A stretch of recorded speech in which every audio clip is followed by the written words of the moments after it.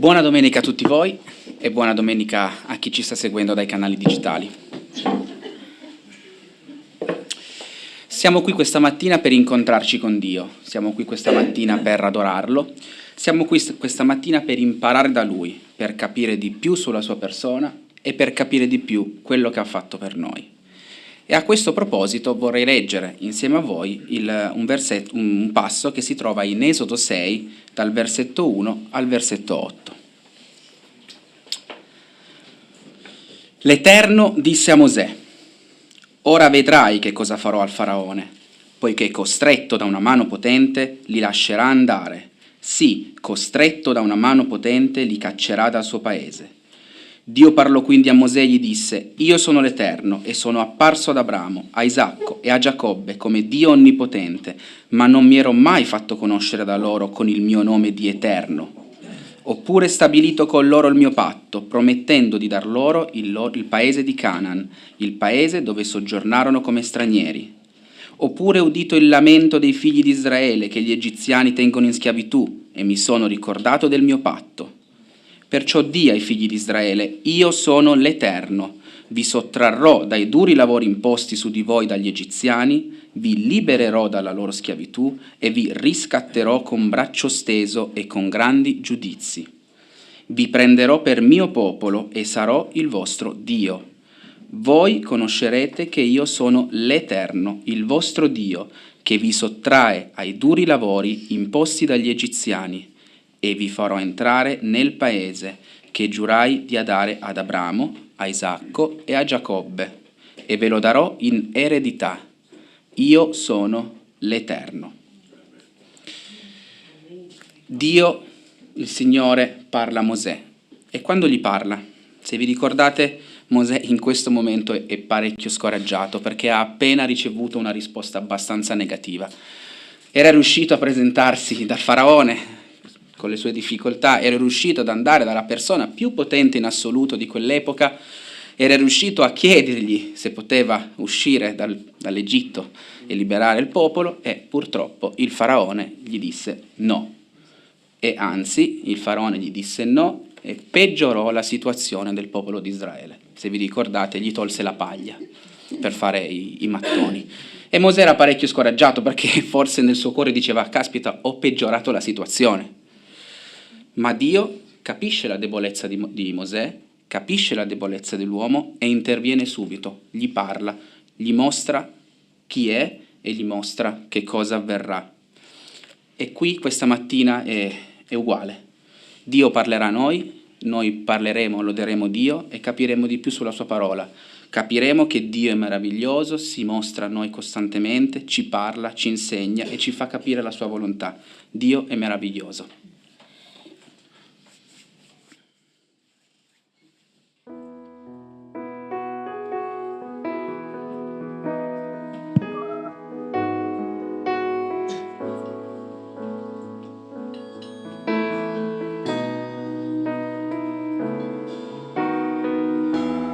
Meraviglioso sei, chi è pari a te, Gesù. Solo tu puoi ristorare e rinnovare il mio cuore. Meraviglioso sei, per l'eternità il canto mio sarà. Hai conquistato ogni parte di me, meraviglioso sei. Padre di grazia, nessun altro è come te. Tu soltanto puoi guarire le ferite che ho nel mio cuore. Meraviglioso sei, per l'eternità il canto mio sarai. Hai conquistato ogni parte di me, meraviglioso sei. Non desidero che io non desidero che io non desidero che io non desidero che meraviglioso sei, per l'eternità il canto mio sarà. Hai conquistato ogni parte di me,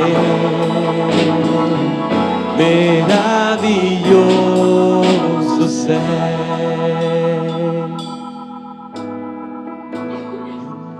Desidero che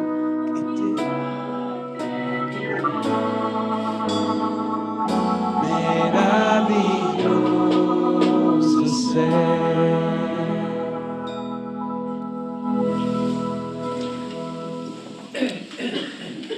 Leggiamo di nuovo i primi 3 versetti di questo capitolo. L'Eterno disse a Mosè: ora vedrai che cosa farò al faraone, poiché costretto da una mano potente li lascerà andare, sì, costretto da una mano potente li caccerà dal suo paese. Dio parlò quindi a Mosè e gli disse: io sono l'Eterno e sono apparso ad Abramo, a Isacco, a Giacobbe come Dio onnipotente, ma non mi ero mai fatto conoscere da loro con il mio nome di Eterno. Quando siamo scoraggiati, quando pensiamo di aver rovinato un po' tutta la situazione che si era programmata davanti a noi, cos'è la cosa più importante? Cos'è quello che speriamo? Che le cose cambino, che qualcuno prenda in mano la situazione. E cos'è la prima cosa che Dio dice a Mosè? Ora vedrai che cosa farò al faraone. Dio capisce la debolezza di Mosè in quel momento e allora deve agire. Ora vedrai che cosa farò al faraone. Dio ha il pieno controllo della situazione, Dio è pienamente onnipotente, può fare quello che vuole. Dio fa capire a Mosè che tutto sta proseguendo per il suo piano. Dio scenderà in campo e questa cosa ci deve far riempire il cuore di gioia. Questo concetto del ora vedrai cosa farò, con Dio che scende in campo, si lega anche a un'altra parola che compare in questi 3 versetti, un altro concetto, e questo è: io sono l'Eterno. E Dio dice: non sono mai apparso come l'Eterno. Eppure in Genesi leggiamo che ad Abramo, Isacco e a Giacobbe il Signore si era presentato come l'Eterno. Com'è possibile che ora gli sta dicendo: mi presenterò in un modo diverso? Per la prima volta nella storia Dio agirà come mai aveva fatto prima, mostrerà tutta la sua potenza, scenderà in campo. Quello che stava per fare tramite Mosè non l'aveva mai fatto, stava per mostrare a tutto il mondo chi era. E cosa ci ricorda questo? Questo non è stato un evento sporadico successo circa 2300 anni fa, ma c'è stata un'altra volta dove Dio è sceso in campo. Si è presentato a me, si è presentato a te, si è presentato a tutti voi, ci ha visto scoraggiato, ci ha visto attanagliati dal peccato e cosa ha detto? Non ti preoccupare, scendo in campo. Come è sceso in campo? Tramite Gesù Cristo. Si è incarnato ed ha vinto per noi. Cantiamo il canto Cristo muove le montagne.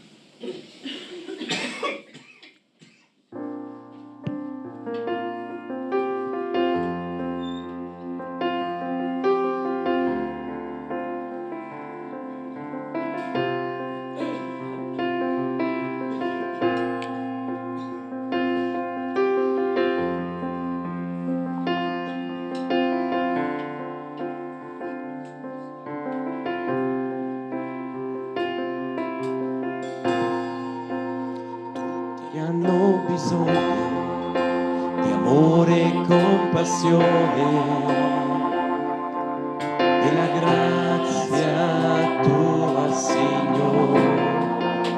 In te c'è il perdono, sei nostro Salvatore, speranza del mondo.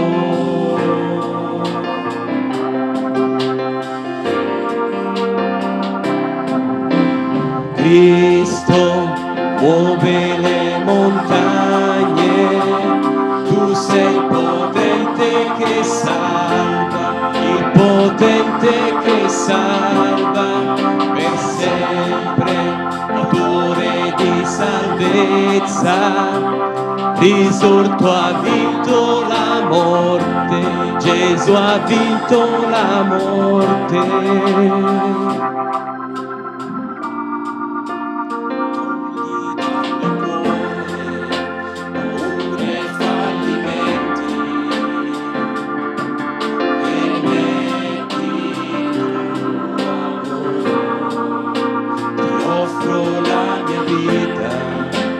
Tutto ciò in cui credo e a te mi arrendo.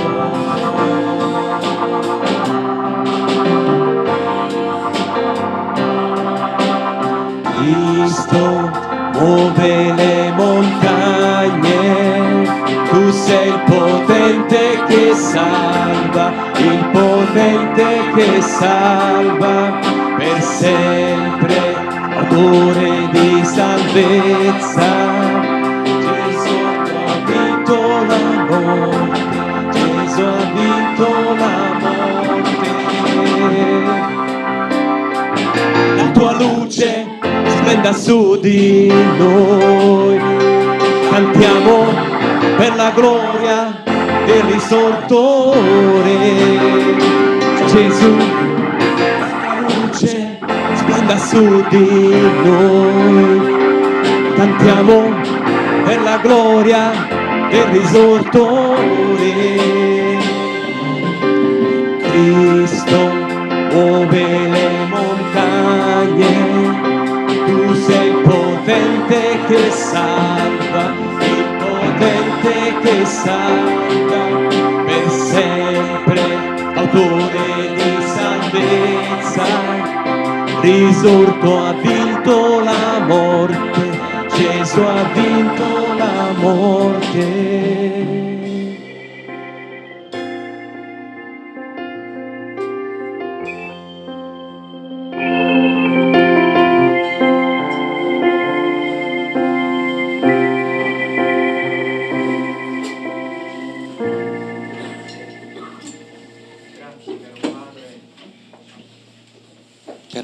Per aver vinto sul peccato, Signore, definitivamente. Quelle promesse annunciate, quelle paure viste proprio davanti al faraone, al Signore di quel momento, Signore, sono crollate a terra per la tua potenza, per gli effetti, Signore, delle tue promesse, per quel breve messaggio che tu hai dato alla prima coppia, quando sono caduti nel peccato, quando hanno trasgredito le tue indicazioni. E in Cristo, Signore, hai vinto sulle nostre vite, nelle nostre vite. In Cristo hai vinto consentendoci nella nostra quotidianità, Signore, di procedere, di camminare, di andare avanti, di rialzarci ogni volta che cadiamo a terra. Signore, vogliamo celebrare il tuo nome, Signore, questa mattina insieme, come popolo e come Chiesa, per le vittorie che Cristo Gesù ha compiuto una volta per sempre. Amen.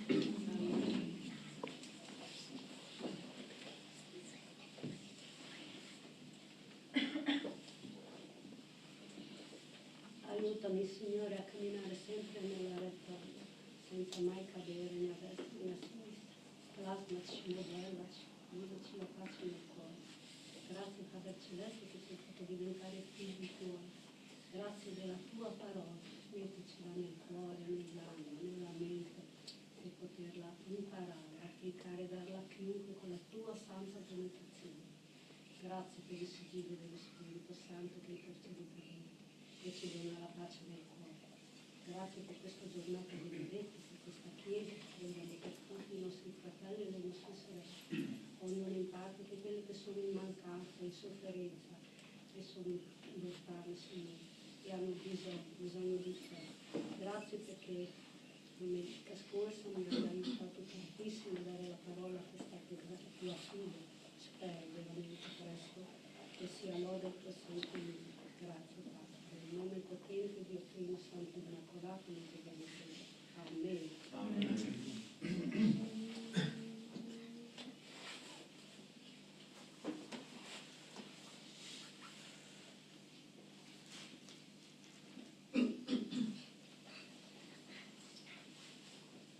Signore, alleluia, gloria a te, Signore. Tu sei il potente che salva, autore di salvezza.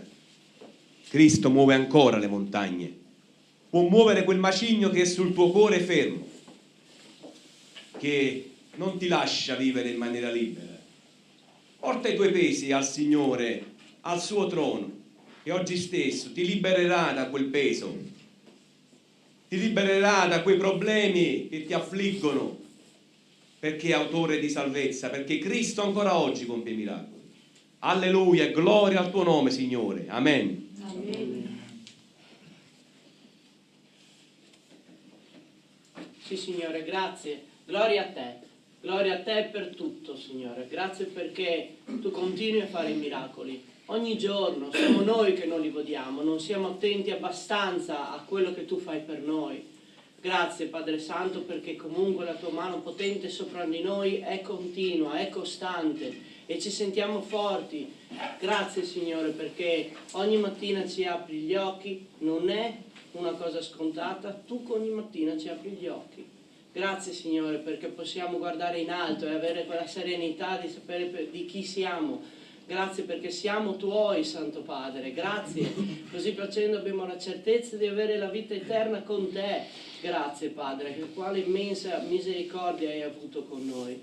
Anche se non la meritavamo, tu hai deciso di salvarci. Grazie, Padre, ancora per qualsiasi cosa che continuerai a fare a noi, perché tutto quello che fai tu è per il nostro bene. Grazie, Padre, nel nome del tuo figliolo Gesù Cristo, oggi siamo qui riuniti a lodare il tuo santo nome, nel nome di Gesù Cristo. Amen. Amen. Padre, grazie per l'opera della croce nella mia vita, nella vita di ognuno di noi. Quest'opera ha prodotto liberazione, ha prodotto, Signore, perdono, ha prodotto vita eterna.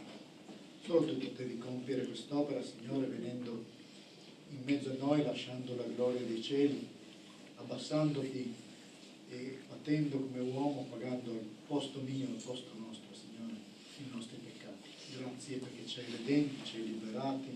Abbiamo visto la grande opera che tu hai compiuto in ognuno di noi e ti lodiamo, ti benediciamo, ti glorifichiamo, Signore. Grazie con tutto il cuore per quello che fai, per quello che sei soprattutto. Sei il Dio vivente, vero, colui che è l'Onnipotente, colui che è il Signore, che regna su di me, che regna su ognuno di noi, che regna su questa terra, che regna in cielo. Signore, la tua maestà è grande. Ti innalziamo questa mattina e ti lodiamo. Ricevi la nostra lode che proviene da cuori trasformati dalla tua grazia. Grazie, Signore. Tutto il cuore, nel nome di Gesù. Amen. Amen.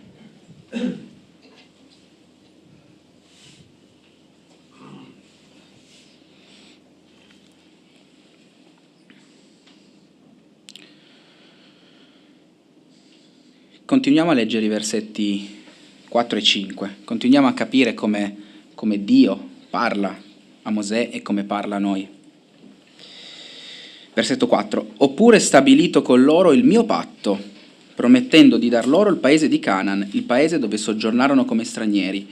Oppure udito il lamento dei figli di Israele che gli egiziani tengono in schiavitù, e mi sono ricordato del mio patto. Qua abbiamo 3 concetti, uno dopo l'altro, molto importanti. Primo concetto, Dio ha stabilito un patto. Dio ha sentito un lamento e Dio si ricorda del patto. Di certo in questo momento, in questi versetti, Dio sta parlando a Mosè. Gli ricorda il patto che aveva stabilito con Abramo, con suo figlio Isacco e con suo figlio Giacobbe. Dio dice che non si era dimenticato di quel patto che aveva fatto 400 anni prima e che era arrivato il momento di agire. Di certo però questo patto è figura di un altro patto che ha fatto Dio con tutta l'umanità, o in altre parole è il primo di una serie di lunghi patti che porterà al patto più importante, ovvero il patto che Dio ha fatto tramite Gesù Cristo con tutta l'umanità. Questo patto stabilisce che noi possiamo arrivare a Dio tramite Gesù Cristo, patto con cui possiamo ricevere la grazia e la salvezza, patto che non si può rompere e patto che Dio non può rinnegare. Dio ha stabilito questo patto e ha visto il lamento dell'umanità, ha visto il fatto che noi eravamo schiavi del peccato e quindi si è ricordato di quel patto, si è ricordato che aveva promesso un Salvatore e così è stato. Si è incarnato e ci ha salvato dai nostri peccati ed è diventato il nostro Re. Cantiamo proprio il canto.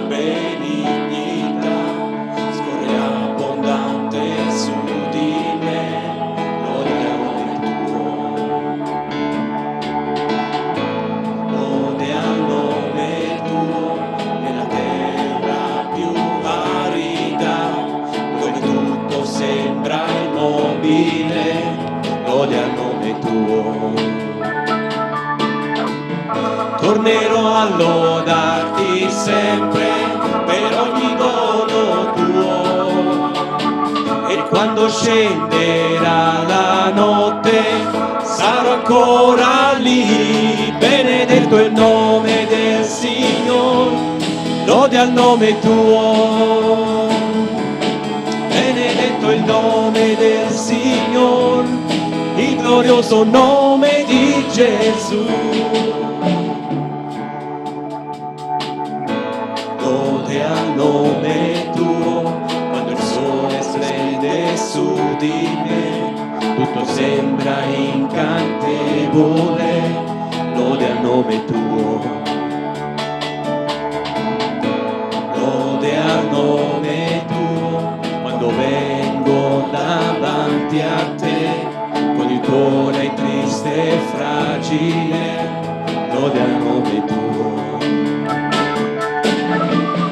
Tornerò a lodarti sempre per ogni dono tuo, e quando scenderà la notte sarò ancora lì. Benedetto il nome del Signore, lode al nome tuo.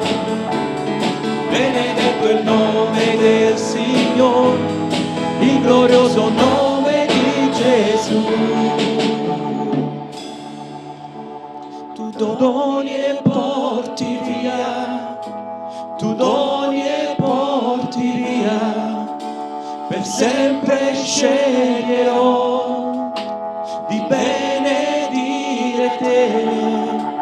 Tu doni e porti via, tu doni e porti via, per sempre sceglierò di benedire te. Benedetto il nome del Signore, lode al nome tuo.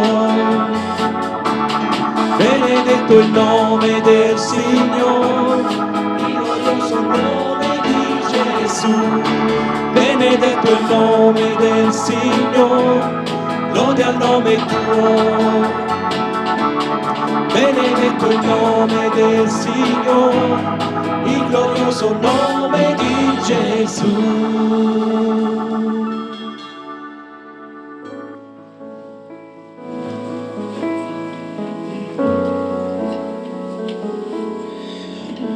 Non so voi, ma io ero estremamente curioso di capire come Dio proseguiva e come voleva incoraggiare Mosè.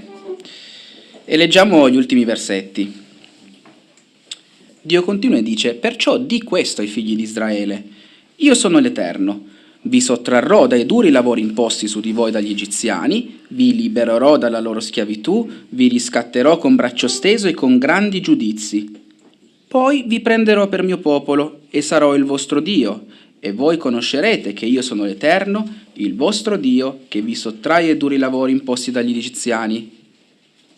E vi farò entrare nel paese che giurai di dare ad Abramo, a Isacco, a Giacobbe, e ve lo darò in eredità. Io sono l'Eterno». Sfido a non farvi pensare che sì, è vero, Dio stava parlando a Mosè, ma se leggiamo bene i versetti, Dio sta parlando a noi.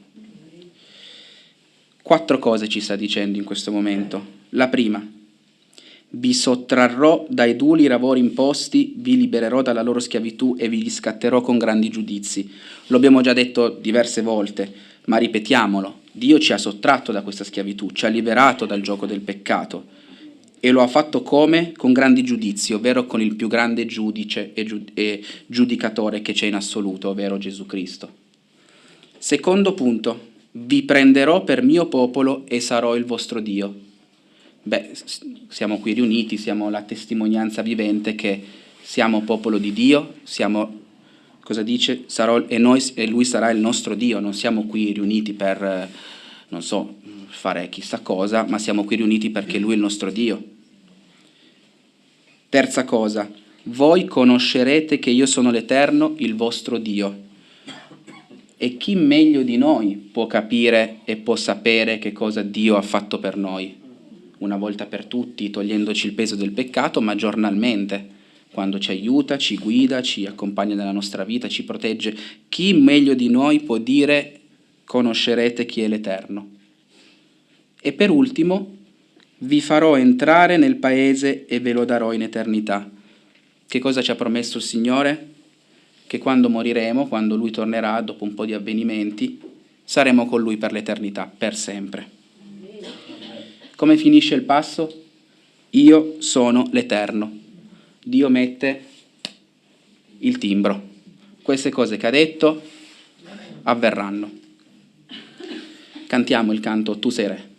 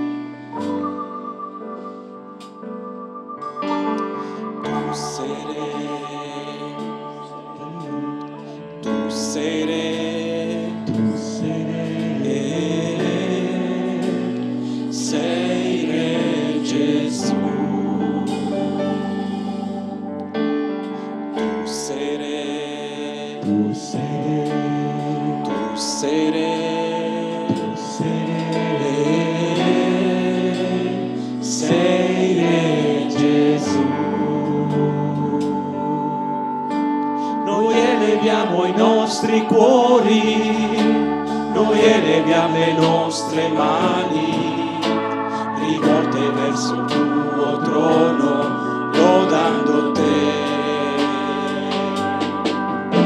Noi eleviamo i nostri cuori, noi eleviamo le nostre mani, rivolte verso il tuo trono, lodando te. Tu sei Re, sei Re,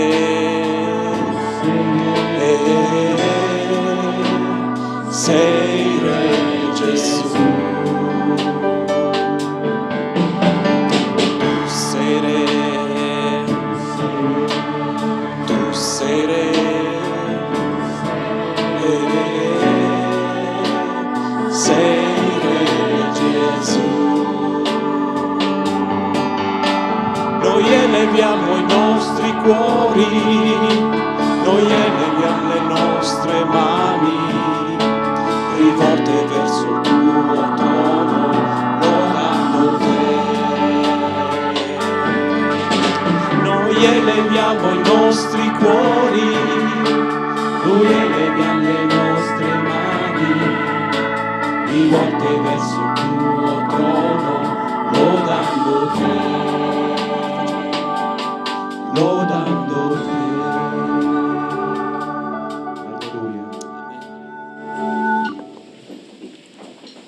Prima di passare ai simboli della Santa Cena vorrei chiedervi, vi ricordate un momento in cui Dio ha agito nella vostra vita? Se sì, lo volete condividere con noi? Oppure volete condividere con noi qualcos'altro?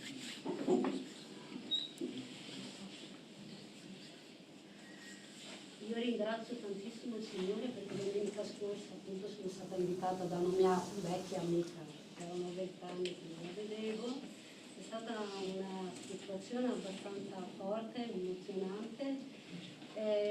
Lei crede nel Signore, era soltanto molto sofferente, molto provata, tutte, diciamo, lei dice le ingiustizie della vita che ha dovuto superare è con molta difficoltà.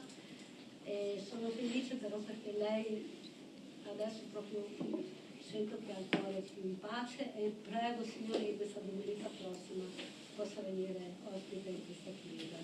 Sento proprio che ha proprio una gioia, sembra cambiata, non so. Io onestamente sento una gioia enorme per questa persona, stiamo pregando moltissimo e ne ha veramente tanto virtù che abbiamo bisogno del Signore, per cui lasciamo i vecchi vestiti e rivestiamoci di nuovo, questo è importante. Che Dio benedica questa giornata. Grazie, grazie.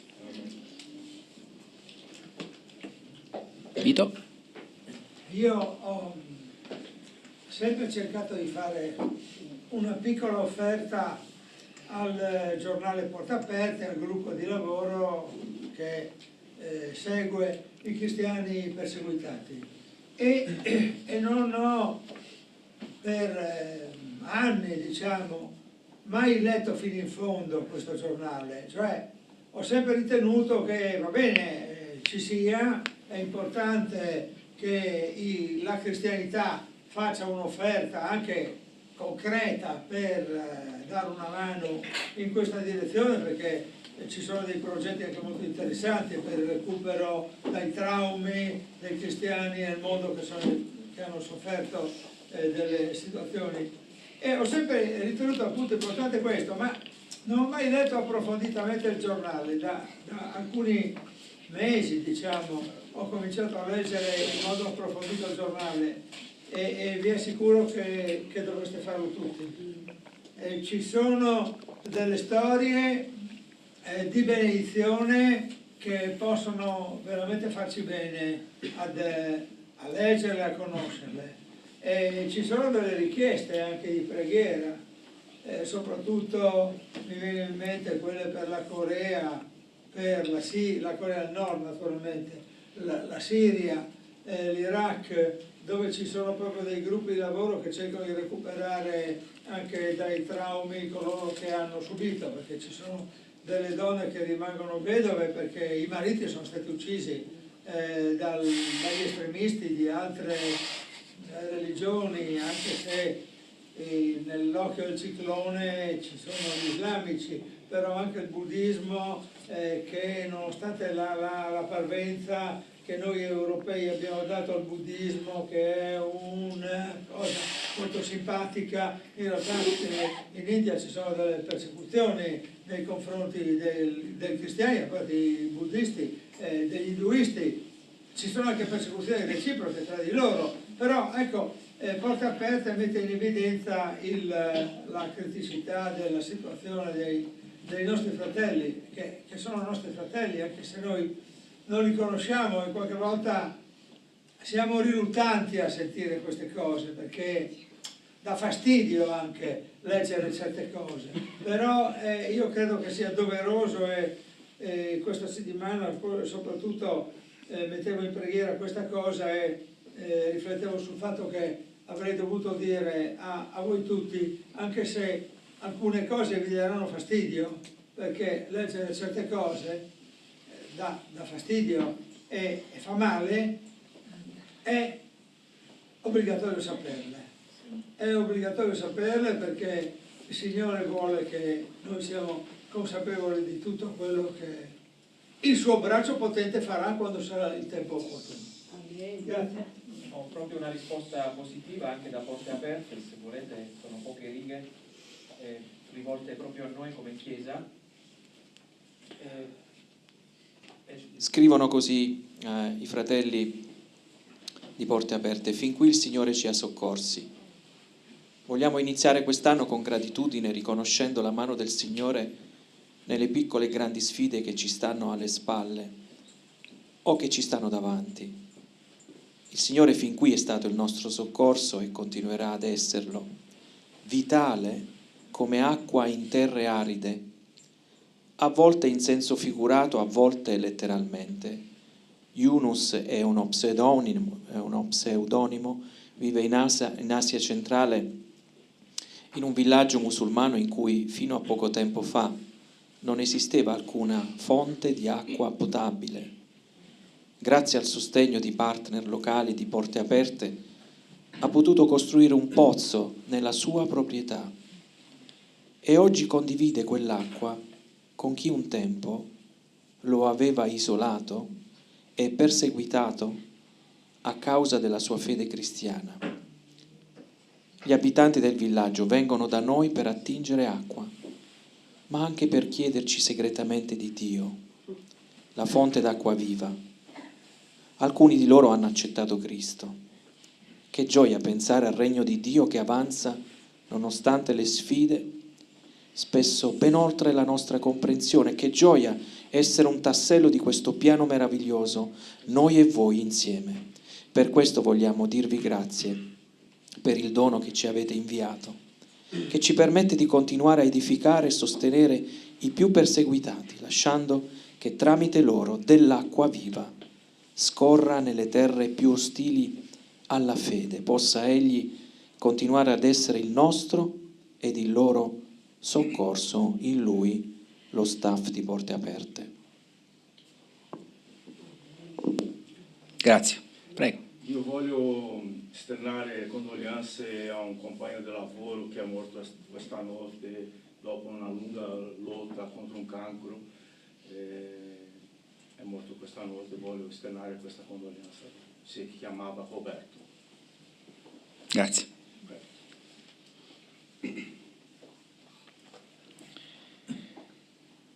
Bene, per apprestarci ai simboli della Santa Cena vorrei leggere con voi 1 Corinzi 11, 23-26.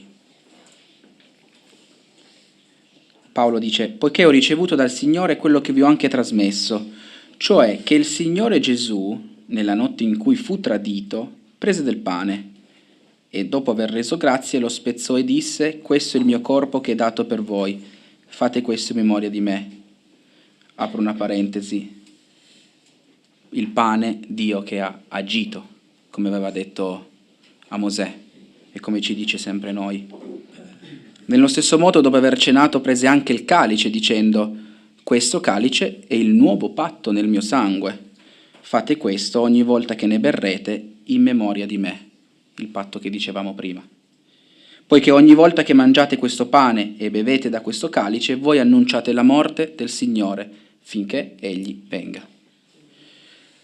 Vorrei chiedere a Mario se mi può dare una mano per i simboli e per pregare.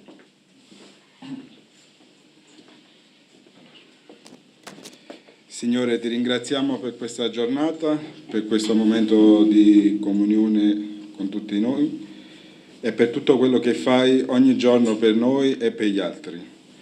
Ti chiedo questo nel nome di tuo Figlio Gesù. Amen.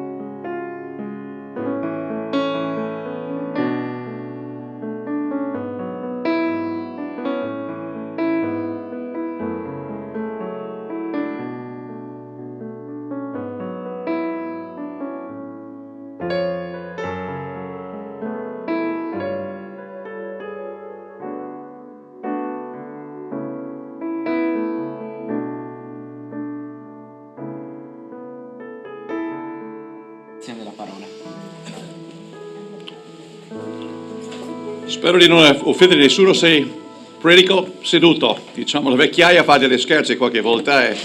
Restare in piedi per 45 minuti, 40 minuti, delle volte mi fa proprio stancare un po' le gambe. Allora forse è meglio da seduto. Questo canto che abbiamo cantato prima, Tu sei re, mi ha fatto ricordare proprio cose molto belle, perché voi, la maggior parte di voi non sapete questo, ma questo canto è arrivato qua, in questa chiesa, forse 25-30 anni fa. Dopo che io e Ricchieri siamo stati a Poggio Bettini per un campeggio per i bambini. E la persona che guidava il canto quell'anno a Poggio era proprio Albino Montisce, uno dei cantanti più riconosciuti in Italia, diciamo. E lui, non so se ha scritto, però lui ci ha insegnato tutti i bambini, 180 bambini, più diciamo, i collaboratori. Io mi è piaciuto moltissimo, l'ho portato qua e poi Riccardo e compagni l'hanno imparato e abbiamo imparato come chiesa. Però mi ha fatto ricordare 30 anni fa, almeno. Interessante. Bene, vogliamo pregare un momentino? Signore nostro Dio, vuoi tu parlare ai nostri cuori, comunicare proprio quello che è sul tuo cuore, proprio per noi, affinché noi possiamo ascoltarti, ma molto di più possiamo mettere in pratica quello che tu hai per noi. Insegnaci, Signore, stamattina dalla tua parola, te lo chiediamo nel nome di Gesù. Amen. La prima lettera dell'Apostolo Giovanni, siamo là stamattina, scritta verso la fine del primo secolo, probabilmente fra 90 e 95 d.C., a diverse chiese in Asia Minore, che sarebbe la Turchia di oggi, con cui Giovanni aveva stabilito un forte ed intimo rapporto di fratellanza. Queste chiese erano composte primariamente da credenti gentili. C'erano qualche ebrei dentro, però la maggior parte erano proprio credenti gentili, non ebrei, che stavano affrontando il problema devastante di allora del cosiddetto gnosticismo. Da quello che sappiamo dagli scritti di uno dei padri antichi, Policarpo, Giovanni nella sua vecchiaia è stato per diverso tempo il pastore della chiesa di Efeso. Interessante. E sorvegliava sopra diverse assemblee o chiese locali di quella zona. Forse, non dice, però forse fra quelle chiese locali c'erano le chiese di Smirne, dove c'era Policarpo, di Pergamo, di Tiatiri, di Sardi, di Filadelfia, di Laodicea, di Colosse, forse Ierapoli, non si sa, eccetera. Ma perché, la domanda è perché è stata scritta questa lettera o epistola? Cioè per quale motivo? Secondo l'evidenza esterna, non interna, noi vedremo oggi quella interna, però secondo l'evidenza esterna negli scritti di Policarpo di Smerde, l'Apostolo Giovanni ha scritto questa lettera per confutare l'influenza gnostica di alcuni degli insegnamenti di un certo uomo di nome Cerento, che erano proprio penetrati, questi insegnamenti penetrati nelle varie chiese di Asia Minore, verso la fine del primo secolo, specialmente le sue eresie che proponevano che Gesù Cristo non era veramente Dio,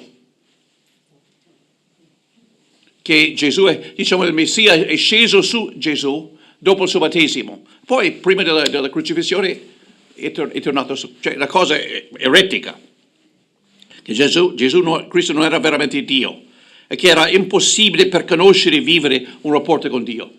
Queste eresie di Cerento. Ma oltre a confutare le dottrine eretiche di Cerento e degli gnostici, che erano fortemente attuali in quell'epoca, penso che lo Spirito Santo ha guidato Giovanni a scrivere la lettera di primo Giovanni per almeno 2 altri scopi, che sono molto pratici per i credenti di ogni epoca, noi inclusi. Il principale motivo perché ha scritto era proprio il seguente. Si legge in capitolo 5 e versetto 13. Vi ho scritto queste cose perché? Per quale motivo? Perché sappiate che avete la vita eterna, voi che credete nel nome del Figlio di Dio.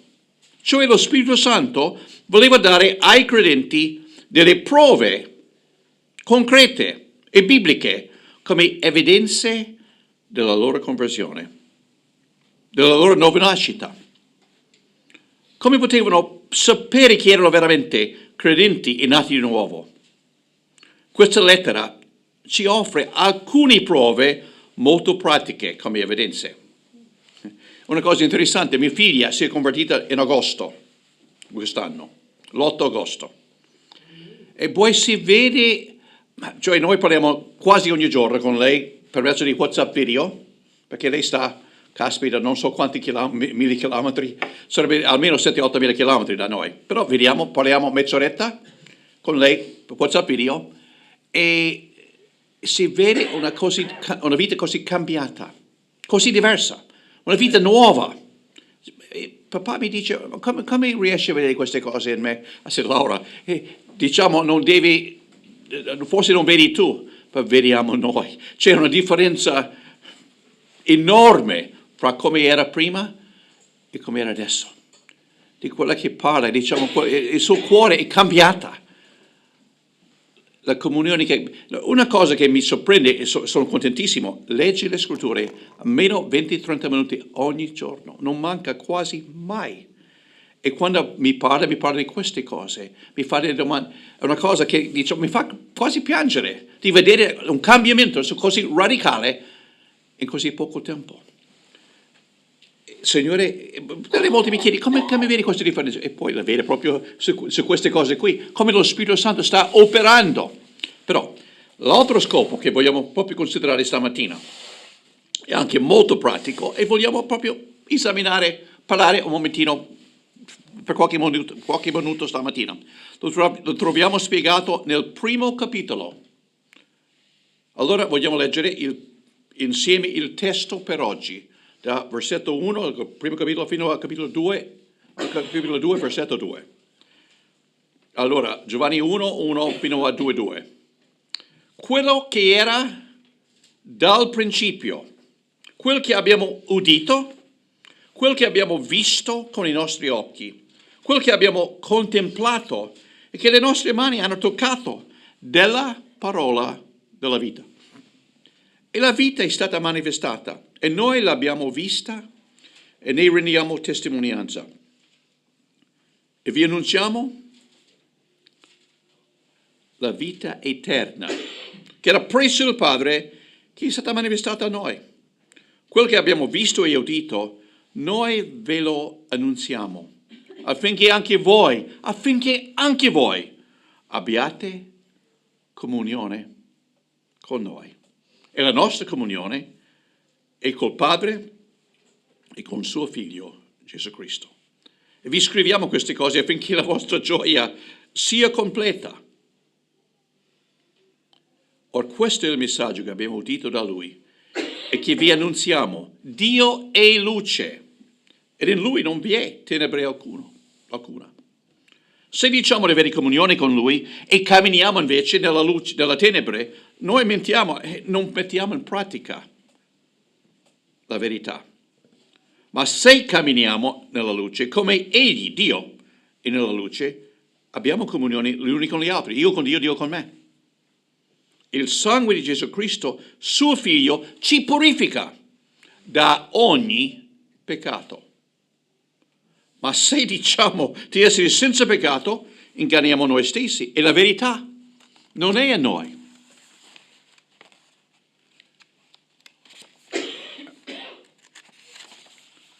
Se confessiamo i nostri peccati, Egli è fedele e giusto da perdonarci i peccati e purificarci da ogni iniquità. Se diciamo di non aver peccato, allora lo facciamo bugiardo. La sua parola non è in noi. I figlioletti miei, vi scrivo queste cose affinché non pecchiate. E se pure qualcuno ha peccato, abbiamo un avvocato presso il Padre, Gesù Cristo il giusto.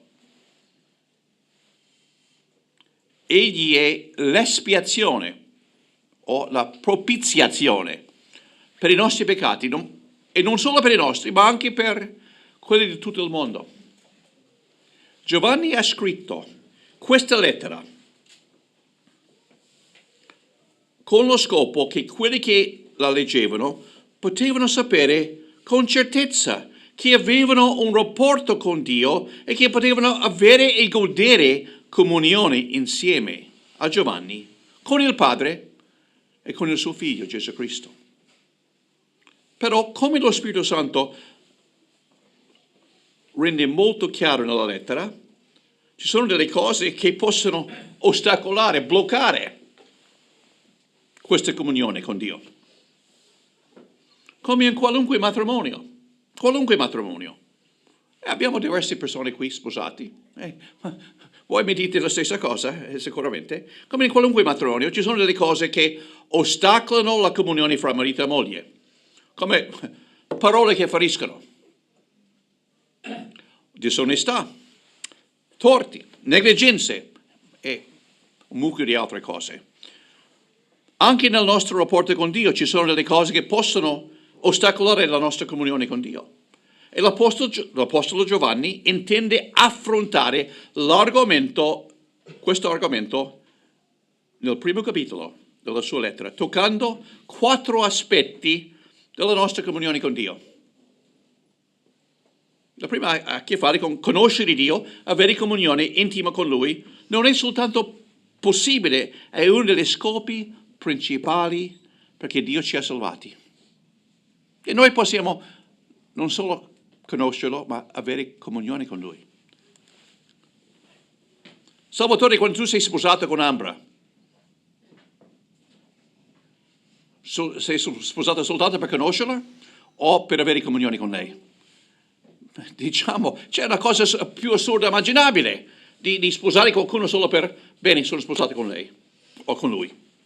Noi vogliamo conoscere le persone, sviluppare questa amicizia, questa comunione intima. Ma ci sono le cose che possono bloccare questa comunione. Come qualunque genitore o qualunque, diciamo, persona sposata sa. Leggiamo dal versetto, poi Dio ci rivela un po' chi è Dio, come possiamo avere comunione con questa persona. Versetto 1 a 4. Quello che era dal principio, quello che abbiamo udito, quello che abbiamo visto con i nostri occhi, quello che abbiamo contemplato, che le nostre mani hanno toccato della parola della vita. E la vita è stata manifestata e noi l'abbiamo vista e rendiamo testimonianza. Vi annunziamo la vita eterna che era presso dal Padre e che è stata manifestata a noi.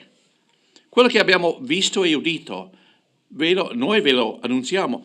Scopo, affinché anche voi abbiate comunione con noi. E la nostra comunione è col Padre e col suo Figlio Gesù Cristo. Vi scriviamo queste cose perché la vostra gioia sia completa. Gesù Cristo, Dio in persona, è stato manifestato, secondo questo versetto. È stato manifestato.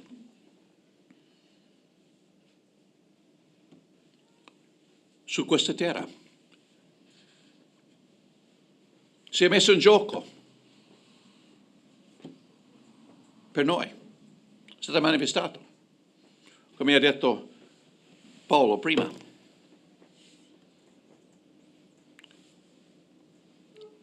Quel che era dal principio.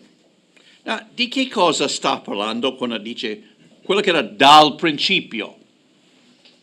Guardiamo per un momentino al Vangelo di Giovanni, non la prima lettera, al Vangelo di Giovanni, i primi 2 versetti dove è scritto nel principio era la parola. Allora, sappiamo dal versetto 14 del Vangelo di Giovanni, capitolo 1, che quella parola era Gesù. Allora, cioè, nel principio era la parola, era Gesù. E la parola Gesù era con Dio e la parola Gesù era Dio. Essa, Gesù, era nel principio con Dio. Poi nel Genesi 1:1, primo versetto della Bibbia, è molto simile. Nel principio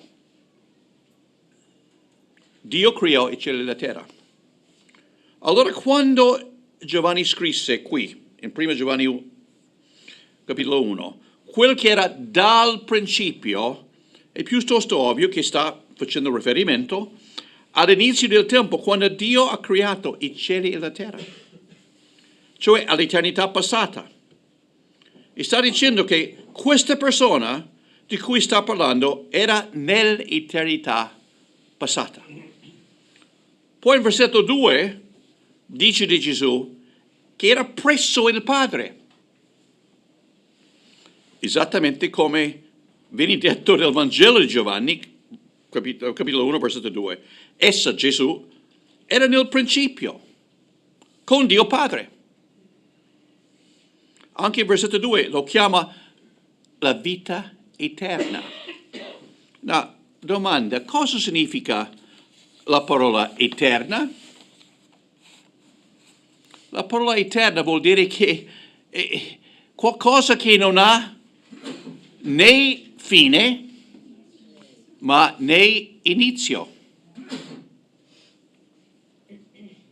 Non ha un fine, non ha nemmeno un inizio. È sempre esistito, senza inizio, senza fine. La domanda. Le piante a casa vostra o dovunque, le piante hanno vita eterna? No. No, hanno un inizio, tu metti il seme e poi crescono. E anche hanno fine. Gli animali hanno una vita eterna? No, hanno un inizio. Quando nascono. E hanno una fine. Con i cacciatori. Specialmente con i cacciatori, sì.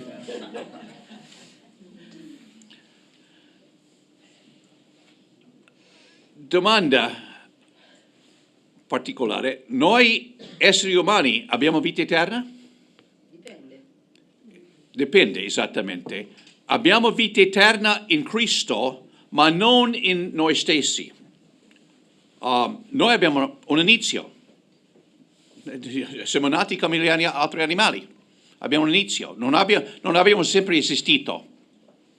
Allora, in questo senso, come esseri umani, non abbiamo vita eterna in questo senso. Abbiamo vita eterna in un altro senso, nel senso che Dio, essendo vita eterna, abita in noi. Allora abbiamo vita eterna perché Dio abita in noi, in quel senso là. Gli angeli hanno vita eterna? No, perché hanno un inizio, Dio li ha creati. Allora chi ha vita eterna?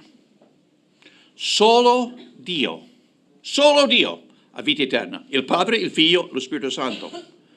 Allora in versetto 2, quando dice vi annunziamo la vita eterna, che era presso il Padre e che è stata manifestata a noi, sta parlando di Gesù Cristo, che era presso il Padre e vita eterna ed era dal principio nell'eternità. Alla fine di versetto 1 lo descrive come parola della vita. È stata la stessa descrizione di Gesù che troviamo nel Vangelo di Giovanni, capitolo 1, versetto 3 e 4. Una cosa che ho scoperto stamattina, anche rileggendo qualche commentario su queste cose, è che apparentemente il Vangelo di Giovanni e la prima lettera di Giovanni è scritta probabilmente più o meno allo stesso tempo. Perché sono così simili come argomenti.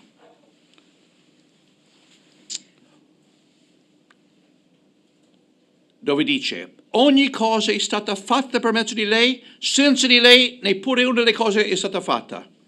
In lei era la vita, e la vita era la luce degli uomini. Gesù è la parola della vita, il creatore di tutto, la fonte della vita.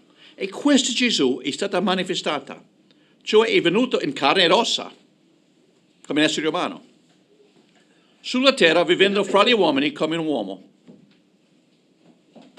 Ma come possiamo sapere questo? Cioè, come possiamo sapere che sia manifestato sulla terra? Perché ci sono stati dei testimoni oculari, persone che l'hanno visto proprio in persona. Infatti Giovanni dice proprio questo. Noi conosciamo da vicino questo Gesù. Giovanni scrisse proprio in versetto 1-3, quel che era dal principio, quel che noi abbiamo udito, quel che noi abbiamo visto con i nostri occhi, quel che noi abbiamo contemplato e quel che che le nostre mani hanno toccato della parola della vita. E la vita è stata manifestata e noi l'abbiamo vista e ne rendiamo testimonianza. E vi annunziamo la vita eterna che era presa dal Padre e che è stata manifestata a noi. Quel che abbiamo visto e udito, noi ve lo annunziamo. Cioè, in effetti, lui sta dicendo, noi siamo testimoni oculari della sua manifestazione sulla terra. Giovanni sta dicendo, io l'ho udito, io l'ho visto con i miei occhi, io l'ho contemplato e l'ho toccato con le mie mani. Io sono testimone oculare della sua manifestazione fra di noi. Lo conosco personalmente e intimamente da vicino. Ho passato molto tempo con lui. In più, dice Giovanni, noi abbiamo intima comunione con Gesù e con il Padre. Con questo Gesù, anche se è tornato presso il Padre, si può avere un rapporto intimo e personale. Si può godere dell'intima comunione con Lui e con il Padre. Infatti, Giovanni scrisse proprio questo in versetto 3. Quello che abbiamo visto e udito, noi ve lo annunziamo. Annunziamo a voi, in altre parole, affinché con lo scopo che voi, in questo incluse ovviamente noi, che affinché voi, anche voi, abbiate comunione con noi e la nostra comunione è col Padre, col suo Figlio Gesù Cristo. Conoscere Dio, avere comunione intima con Lui, non è soltanto possibile, è uno degli scopi principali perché Dio ci ha salvati. Non era soltanto per Giovanni e gli altri apostoli, è una possibilità per tutti quelli che credono in Gesù e sono nati di nuovo dello Spirito Santo. Anzi, Dio vuole che noi lo conosciamo intimamente, da vicino, e desidera avere comunione con ciascuno di noi. Però, per avere comunione con Lui ci sono dei requisiti.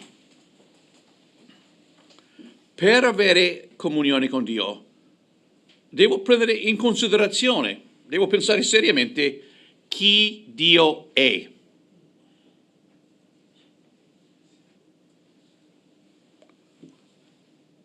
In che senso? Se fossi un cittadino britannico, abbiamo qualche inglese britannico qui? Non oggi. C'è uno che predica a Udine, a Trieste stamattina. Però se fossi un cittadino britannico, per poter stare nella presenza del re Carlo dell'Inghilterra, dovrei considerare bene chi sta davanti a me.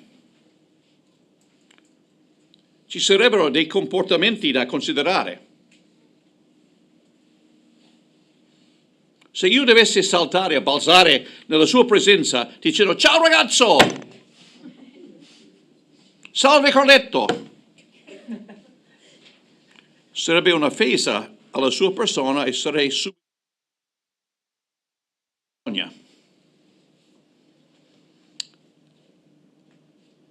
È piuttosto simile quando vogliamo entrare nella presenza di Dio. Dobbiamo considerare bene chi sta davanti a noi. Versetto 5 dice, or questo è il messaggio che abbiamo udito da Lui, che vi annunziamo. Dio è luce ed in Lui non vi è tenebra alcuna. Cosa significa che Dio è luce? Cosa fa la luce? Rivela tutto, cose buone e cose cattive, tutte le nostre imperfezioni.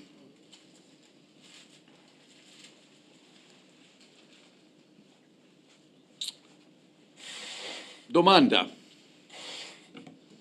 Chi di voi, prima di venire qui stamattina, ha guardato prima nello specchio, prima di venire? C'è qualcuno che non ha... Ma se la luce era forse spenta in quella camera, funziona? No, ci vuole la luce per vedere le nostre imperfezioni. Esattamente. La luce proprio rivela quella che c'è e quella che non c'è. Now, io forse vi ho detto già questa illustrazione nel passato, però illustra molto bene. Per quelli che erano qui molti anni fa, non mi ricordo quanti anni fa, ma io mi ricordo, il primo matrimonio abbiamo celebrato nella chiesa, non questa chiesa, non questa sala, non la sala precedente, ma quella due sale fa.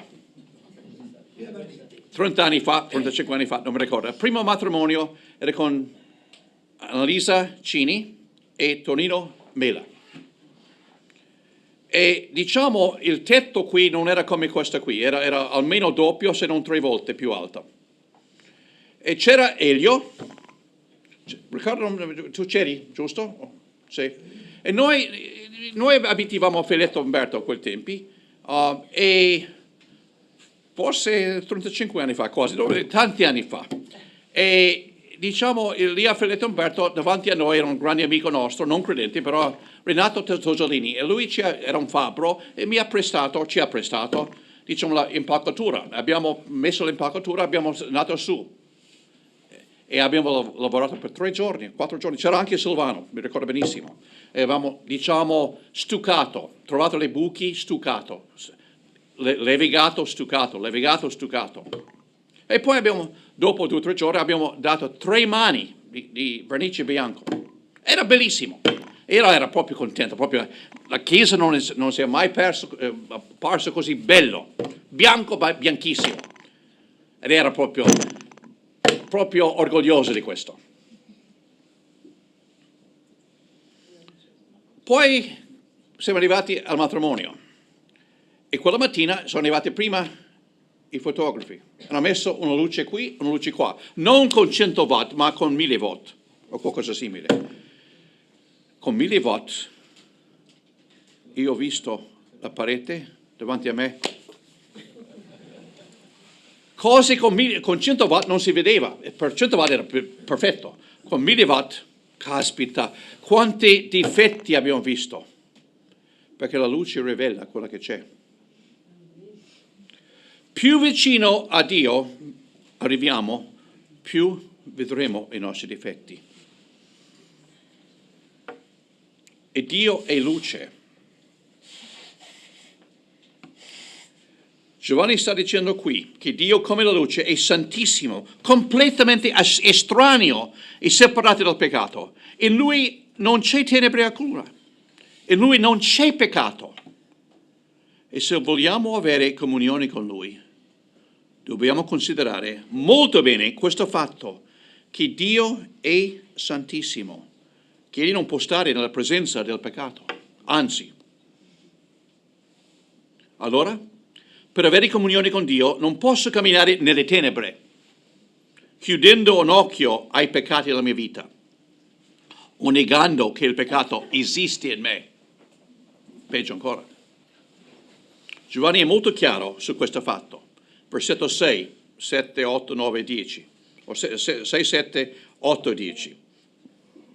Se diciamo di avere comunione con Dio, se diciamo questo, che abbiamo comunione con Dio, e camminiamo nelle tenebre, con peccati nella nostra vita, noi mentiamo e non mettiamo in pratica la verità. Ma se camminiamo nella luce, come Dio è nella luce, allora abbiamo comunione l'uni con gli altri. Il sangue di Gesù Cristo, suo Figlio, ci purifica da ogni peccato. Versetto 6, 8. Ma se diciamo di essere senza peccato, inganniamo noi stessi e la verità non è in noi. Versetto 10, peggio ancora. Quando Dio mette la dita sulla piaga, e se noi diciamo di non aver peccato, Dio dice tu hai peccato. No, non ho peccato. lo facciamo bugiardo. La sua parola non è noi. È come se noi stiamo dicendo, Dio dice, Davide, tu hai peccato. No, non ho peccato. Sto dicendo, Dio, tu sei un bugiardo. Tu diresti mai a Dio, tu sei un bugiardo? C'è una cosa allucinante. Allora significa che se vogliamo entrare nella sua presenza ed avere comunione con Lui, non possiamo permettere o tollerare peccati nella nostra vita. Non possiamo camminare nelle tenebre. Non possiamo entrare nella sua presenza sporchi dei peccati non confessati. Invece, per poter avere e godere comunione con Dio, significa che dobbiamo camminare nella luce che Dio mette davanti a noi, nella sua parola, guidandoci nella vita quotidiana per mezzo dello Spirito Santo.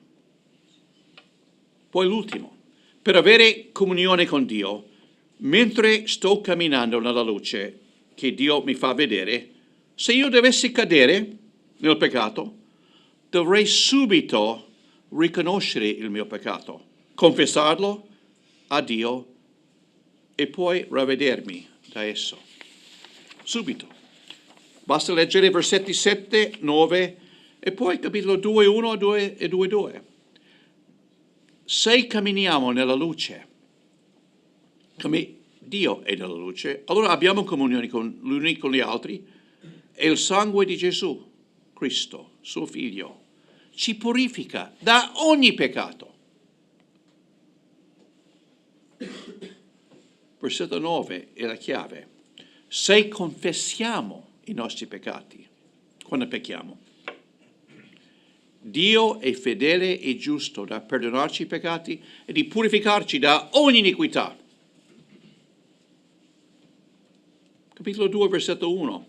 Figlioletti miei, vi scrivo queste cose affinché non pecchiate, e se pure qualcuno ha peccato o dovesse cadere nel peccato, abbiamo un avvocato presso il Padre che ci difende, Gesù Cristo il giusto.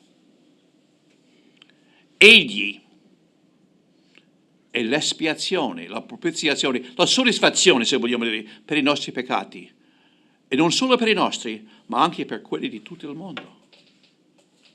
Dio sa che in questa vita non arriveremo mai alla perfezione assoluta, e che prima o poi cadremo o scivoliamo nel peccato. Come figli suoi, nati di nuovo, nel suo seme divino, non viviamo più nel peccato, non persistiamo più nel commettere il peccato come abitudine, come prima. Ma delle volte, purtroppo, cadiamo o scivoliamo nel peccato. Stiamo camminando nella luce con Dio e poi qualche situazione ci presenta davanti a noi e scivoliamo spiritualmente, commettiamo peccato. Potrebbe essere stiamo proprio venendo in chiesa, forse, con la macchina. E quel furbacchione che ci taglia la strada e lo mandiamo in quel paese. Mai successo a te?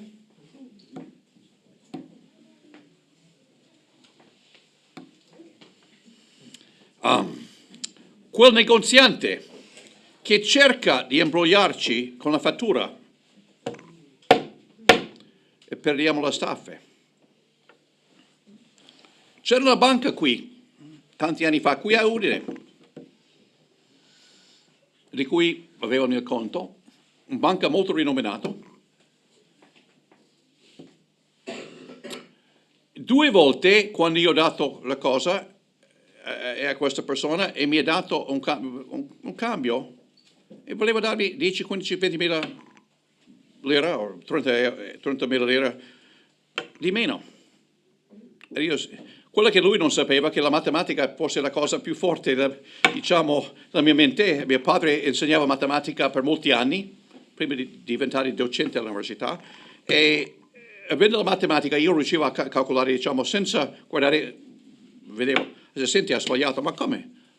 Guarda qua, questo mi ha dato questi soldi, mancano 20 euro o 30 euro o 1000 lire in questi tempi. ha ragione. Beh, 2 volte è successo, mai più. Dopo la seconda volta, io l'ho detto a lui, non deve mai succedere di nuovo con me, mai. Altrimenti vado, diciamo, al direttore. Mai successo di nuovo. Con te. Con me, almeno con me. Non si sa con gli altri. Però sentiva questa voce, diceva l'accento straniero, però non sapeva che anche qualche americano sa la matematica. O potrebbe essere un nostro figlio, un vostro figlio, che ti sfida apertamente e purtroppo ci scappa una parolaccia.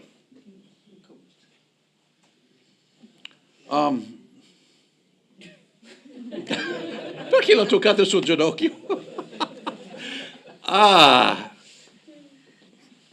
Mi capite bene. O stiamo cercando qualcosa su Google, e mi è successo anni fa. Io stavo cercando le parole di un canto cristiano di Michael W. Smith. E l'ho messo, diciamo, il nome del canto e il cantautore, Michael W. Smith, noi cantiamo qualche canto di lui. Molto bello. E invece di aprire una pagina normale, con le informazioni che stavo cercando, mi apriva una pagina pornografica. Grazie a Dio l'ho cancellato subito, però sono persone furbe che usano questo proprio per attrarre. E quanto sarebbe facile che una persona in un momento di debolezza cadere e guardare questa immagine. Molto facile. Chi usa Google, nel cercare prima o poi capiterà questo, che è una pagina pornografica. Purtroppo i furbechioni, diciamo, in questo ramo là lo fa. E se noi siamo in debolezza e in un momento debole potrebbe succedere.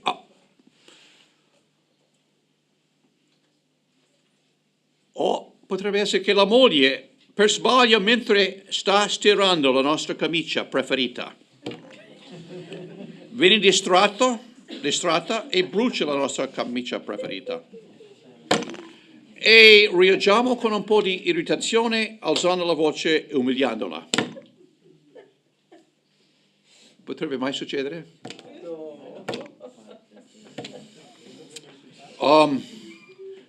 Eccetera, eccetera, eccetera, eccetera. Certe cose potrei condividere con le mie fallimenti. Facilmente arriviamo, ma almeno mi avete capito. Se dovesse succedere, o forse è meglio dire non se dovesse, ma quando succede, allora cosa faccio? Cosa facciamo? Perdo la mia salvezza? Assolutamente no. Sono sempre suo figlio o sua figlia. Ma se dovessi trascurare la confessione del mio peccato a Dio e il ravvedimento dal mio peccato, potrei perdere la comunione, non la salvezza, ma la comunione con Dio, ovviamente anche con la persona offesa. Come nella famiglia, quando un membro della famiglia commette un torto, un peccato, un'offesa nei confronti di un altro membro della famiglia, cosa succede? Per poter riparare e ripristinare il rapporto con il familiare offeso o ferito, che cosa deve succedere? La persona che ha commesso il torto deve tornare, non chiedere ti chiedo scusa, ti chiedo perdono. Scusa è quando faccio uno sbaglio, perdono quando faccio un torto, pecco. Senti, non solo ho sbagliato, ho torto nei tuoi confronti. Ti ho usato la voce, ti chiedo di perdonarmi. In qualunque matrimonio, una delle cose più importanti per un marito e una moglie è di imparare. Perché se uno non impara questo, il matrimonio non avrà grande bellezza, vi dico subito. Importantissimo questo.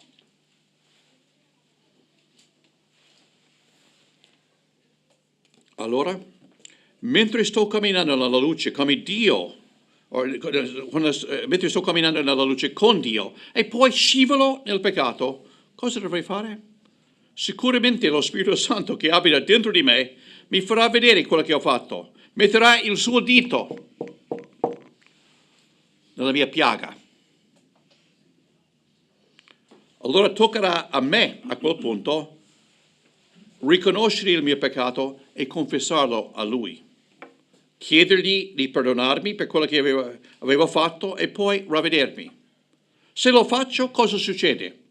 Giovanni ci spiega chiaramente, in versetto 9, cosa farà Dio.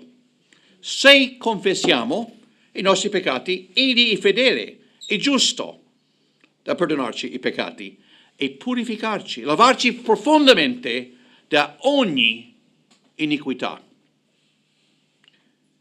Dio ci perdonerà i nostri peccati, ci purificherà da ogni iniquità e torneremo a camminare di nuovo nella luce e godere questa comunione con Lui.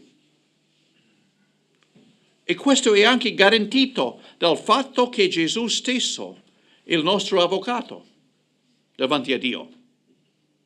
E Gesù come avvocato non ha mai perso una causa davanti a questo tribunale. E vi garantisco, noi non saremo la prima. Gesù non perde i casi. Però, se noi non riconosciamo il nostro peccato, quando Dio mette proprio il dito sulla piaga, come stiamo dicendo, Dio tu sei un bugiardo. E noi non lo confessiamo e non ci ravvediamo, la storia è ben diversa.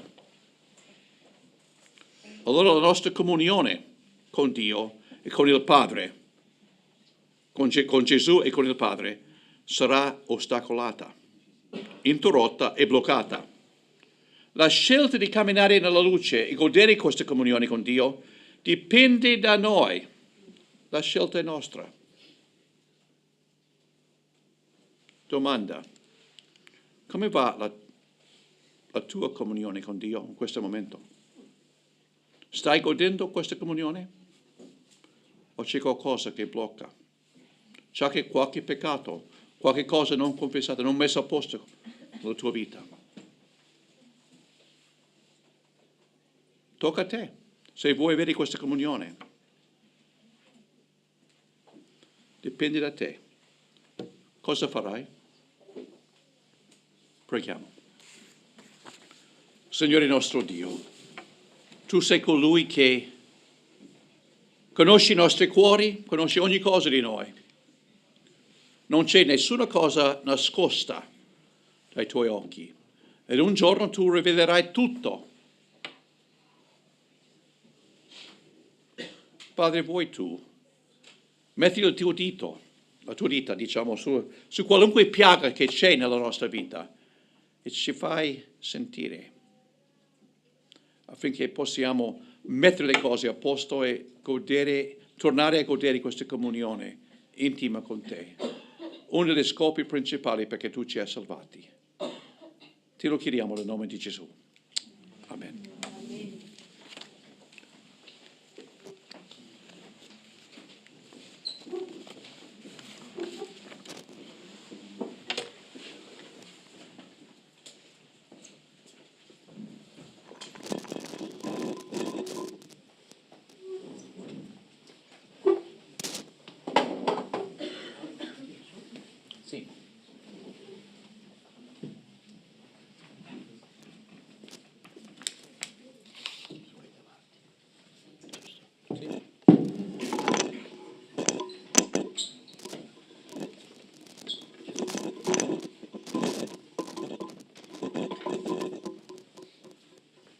Perfetto. Grazie Davide. Vorrei quindi salutare tutte le persone che ci stanno guardando da casa e ringraziarle per averci seguito.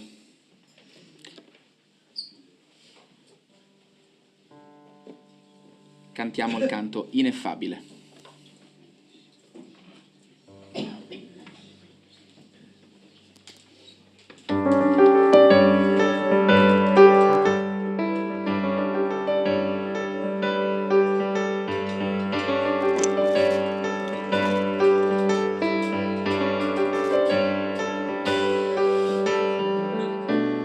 altezze del cielo agli abissi del mare. Il Creatore rivela la sua maestà, tra i profumi e i colori di ogni stagione. Ogni cosa creata che musica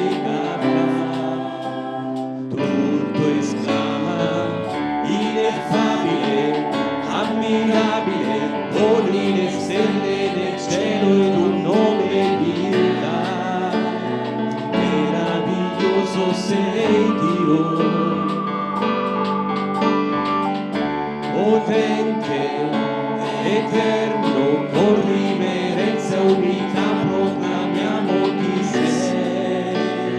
Meraviglioso sei Dio.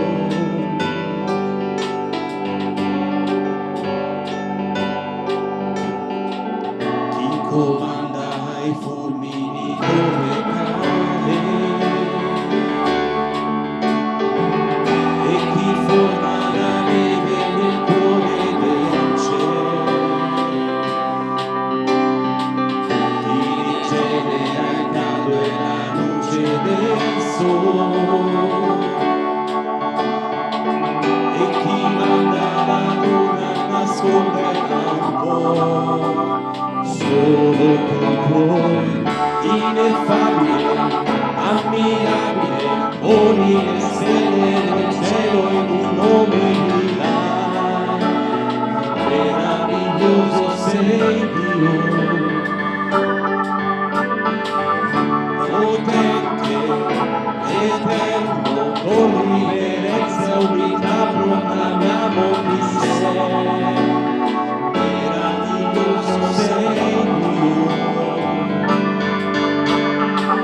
ineffabile, ammirabile, poni le stelle nel cielo in un nome di là. Meraviglioso sei Dio, potente, eterno, con riverenza e umiltà proclamiamo chi sei. Meraviglioso sei Dio.